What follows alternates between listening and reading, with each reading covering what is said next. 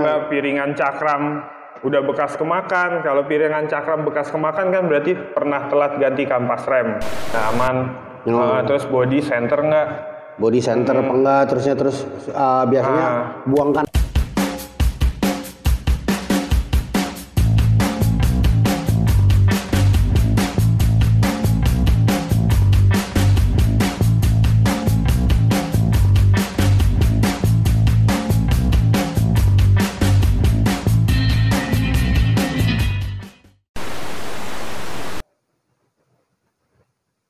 Halo teman-teman, apa kabar Om David? Udah sama Om David lagi.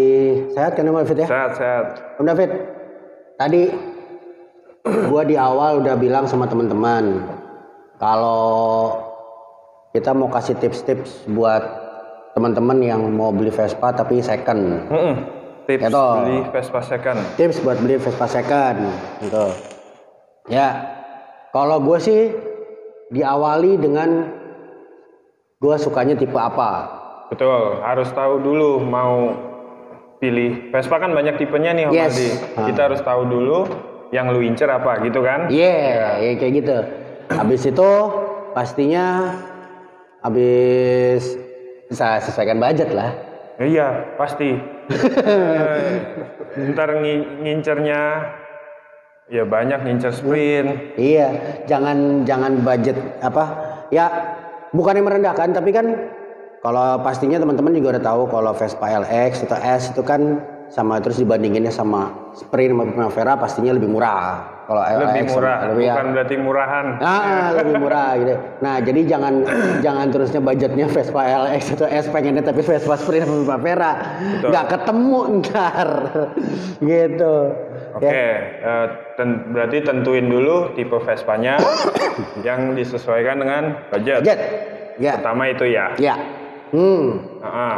Terus habis itu udah tuh, datengin deh tuh Vespanya, lihat fisiknya. Lihat langsung, ya kan? Lihat langsung fisiknya. Ya kan, body dan ini yang berarti yang Om Aldi lakukan kalau Om Aldi mau sebagai pembeli begitu ya, betul. Ya kan ya, datengin tuh, gue datengin ke Om David misalnya, Om David lagi mau jual, kan, lihat dulu secara pastinya ya dari luaran dulu lah. Luaran yang kelihatan mata. Yang kelihatan mata berarti dulu kan. Di situ tuh ada body pasti. Body. Goresan-goresan dikit, karatan kah? Tapi sih biasanya sih dari lihat luaran ya. Seharusnya kita bisa lihat dari penampilan. Dari penampilan awal. Harusnya dalam artian itu tampilan awal kinclong, bagus. Ya kalau namanya baret-baret ya wajar lah Om Aldi, namanya baret-baret pemakaian, entah di parkiran atau apa. Cuman kan tahu sendiri mau di Jakarta ya kan? Ya betul. Tapi dengan tampilan eye catching bagus, berarti kurang lebih owner sebelumnya ngerawat. Betul nggak? Ya. Itu first impression ya? Betul, first impressionnya berarti ini rawatan. Ya. Tapi juga boleh apa ya, bukan boleh ya. Tetap aja teman-teman harus lebih jauh gitu kan ya, ngelihat apalagi misalnya apalagi di bagian-bagian yang nggak kelihatan ya teman-teman ya. Itu yang susah malah. Itu yang susah, bagian nggak kelihatan. Iya kan? Sampai biasanya angkat jok, buka bagasi, lihat mesin gitu kan. Biasanya kan kalau misalkan ownernya terawat, bukan body aja, pasti juga bagian dalam engine apa bersih semua. Semuanya. Itu enak banget. Iya. Terus laci juga kali ya. Laci gitu ya. Kan. Tombol, switch semua berfungsi normal, nggak kelistrikan intinya. Nah, ini lari masuk ke listrik nih. Jadi setelah cek body, otomatis kita harus cek kelistrikan. Kelistrikan kan banyak ya Om Aldi. Ada switch, ada on off lampu, ada mode, ada jam, ada apa. Berfungsi normal nggak? Speedometer, klakson. Ya, betul. Lampunya nyala atau enggak, klakson. Harusnya sih berfungsi normal ya. Kecuali dari awal si ownernya udah bilang minusnya di ABC. Ya, walaupun simpel terkesannya teman ya, tetap aja dicek-cekin ya teman-teman ya. Ya sen, lampu semuanya. Terus habis itu Nggak tahu, buat gue sih agak penting itu kaki-kaki kayak gitu. Kaki-kaki. Jadi balik lagi ke yang misalkan si owner ini ngerawat. Kita bisa lihat dari semuanya nih Om Aldi. Kita lihat dari body, terus misalkan kita udah masuk ke kaki-kaki, berarti kan kita lihat ban. Yes. Kita lihat ban. Oh ini bannya masih bawaan atau udah ganti? Misalkan masih bawaan, berarti biasanya kurang lebih ya low kilometer karena bannya pun masih dalam belum pernah ganti. Tapi bukan berarti yang udah ganti ban jelek, enggak juga.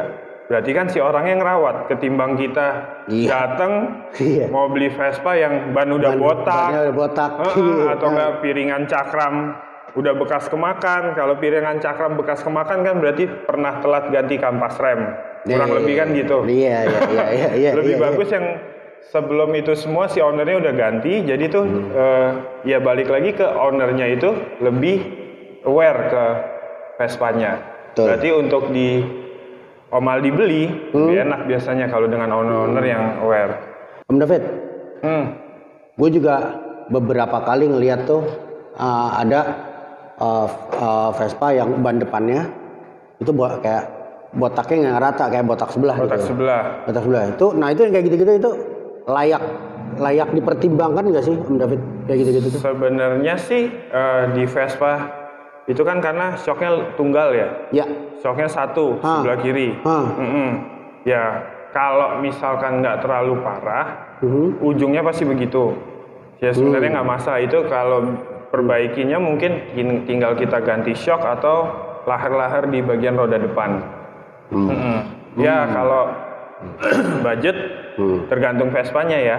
Ada shock yang harga 500, ada yang 1 juta.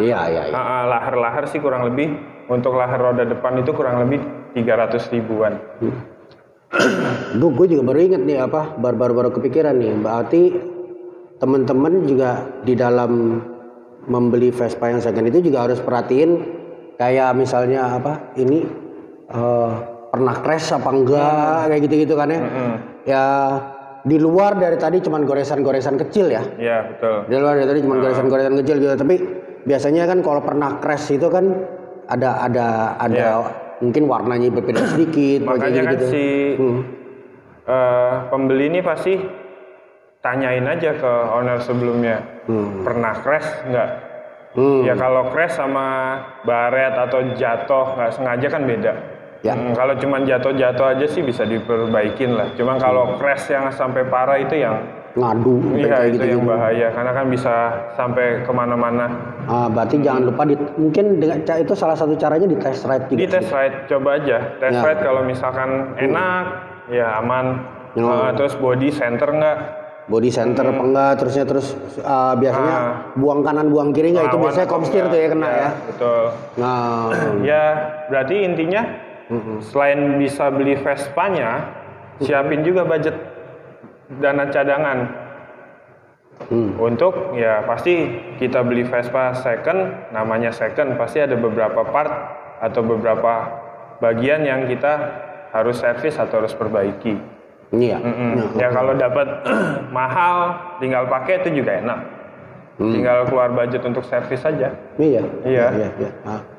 Terus selain itu yang nggak kalah pentingnya sebetulnya juga 2 kunci itu ya.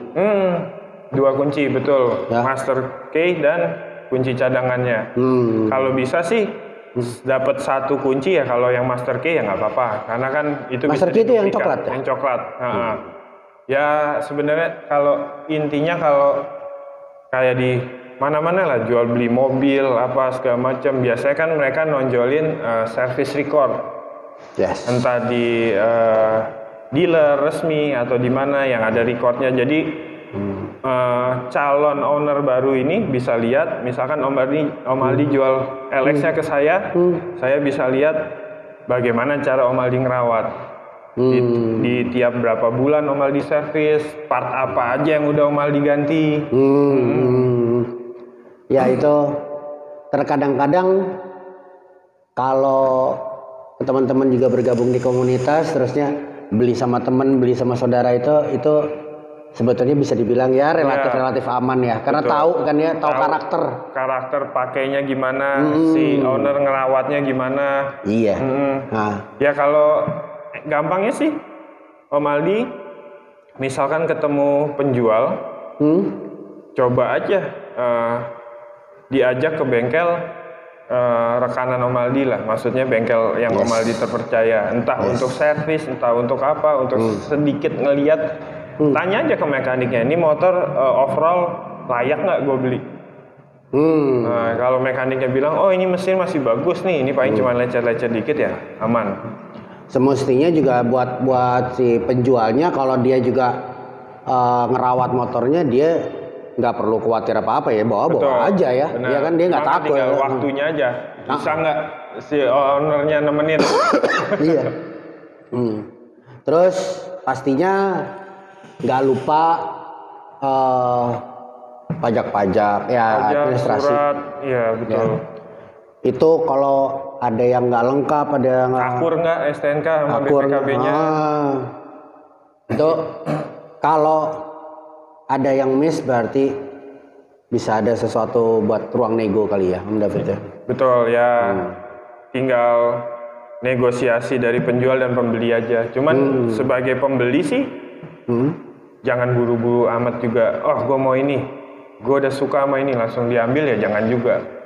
Ya biasanya penjual juga kalau misalkan barangnya bagus, nggak jual buru-buru juga, kecuali emang lagi butuh atau apa. Cuman biasanya kalau motornya emang bagus, misalkan Om Aldi mau di angka 37, 36 aja nggak bakal dilepas. Iya. Karena emang dia tahu kondisi motor gua nih bagus. Lu beli motor gua, beli Vespa gua, lu tinggal pakai aja. Tapi biasanya kan kalau misalnya penjual udah, walaupun nggak ekstrim sih upgrade-nya, tapi udah mulai upgrade sedikit-sedikit, si calon pembeli boleh nggak sih sebetulnya minta balikin ke standar gitu? Antara minta atau tanya aja, Om, part standarnya ada nggak? Part orinya. Part orinya, biasanya sih ada, karena kebanyakan di Vespa itu, biarpun kita udah ganti spion atau ganti apa, biasanya ownernya itu simpen. Ya cuman kalau ada yang pergantiannya karena udah rusak, biasanya juga dia bilang, oh udah spion patah atau apa. Iya, gue juga masih ada tuh semuanya originalnya di rumah. Biasanya disimpan. Ya kalau dijual sih biasanya dikasih, kalau nggak buat apa, Vespanya udah nggak ada juga. Oke, thank you Om David ya. Makasih tips-tips untuk Vespa secondnya, untuk teman-teman beli Vespa second kayak gimana, yang baik kayak gimana. Jangan buru-buru, sekali lagi ya. Pilih yang paling serak, yang paling sesuai dengan budget juga, gitu kan ya. Jangan kalau cuman satu doang terusnya maksain, akhirnya terus nggak dapet, galau sendiri, wah. Kecuali punya saudara satu, ambil langsung, tenang. Iya, cicil.